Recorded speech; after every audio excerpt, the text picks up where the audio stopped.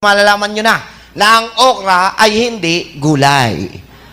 Ang okra ay isang prutas. Itong hindi natin masyadong napapansin na okra, actually pag naturuan nyo yung mga anak nyo kumain nito, at the age, bigyan ko yung idea, simula age 12 to 15, once a week pakainin nyo ng okra ang anak nyo, makakaligtas po siya sa iba't ibang maraming sakit. Ulitin ko, between age 12 to 15, if you will teach your kids how to eat okra kahit once a week.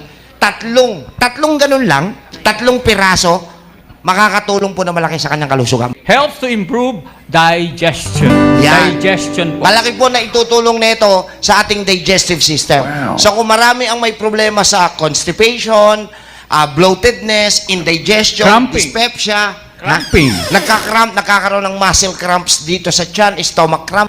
Next. Pinalalakas po nito ang ating immune system na proteksyon natin para po hindi tayo magkasakit. Yan yung kinukwento ko kanina sa mga bata. Pangatlo, Good for your eyes. napakaganda po ng okra para po mapanatili ang malinaw na mata. Kung ayaw nyo magkaroon ng katarata, isama nyo si okra sa weekly na pagluluto, pagkain ninyo. Okay? Next, control diabetes and prevent kidney disease. Malaki po na itutulong nito sa mga diabetiko. Kung gusto nyo mabilis ang bumaba ang inyong sugar, ang suggestion ni Doc Atoy, 3 pirasong okra, ibababad sa isang basong tubig. Yeah. Hihiwain yung 2 dulo, ibababad nyo dyan overnight.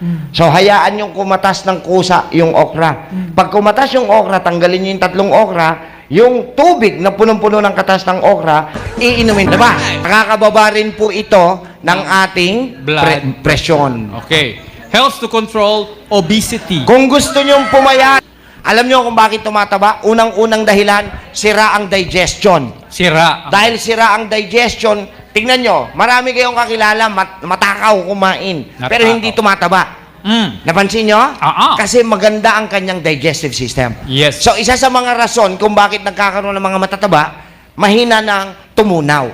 So, itong okra ay malaki maitutulong kay digestive system. Kaya kung nag-o-okra ka, pwede rin ho kayong pumayat. Baka ho may anak kayo Asthma. na may hika at simula nung pagkabata ay may hika siya. Malaki po maitutulong ng prutas na okra para po ma-prevent na tamaan siya. Hindi ho dapat pakakainin ng okra during the time na may hika.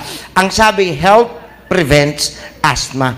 Kung ayaw nyo magkaroon ng trigger na siya ay sumpungin ng hika, kainin ng okra once a week. Yan yung siyam na magandang maidudulot ng nakilala nyong prutas ngayon na ang pangalan ay Okra!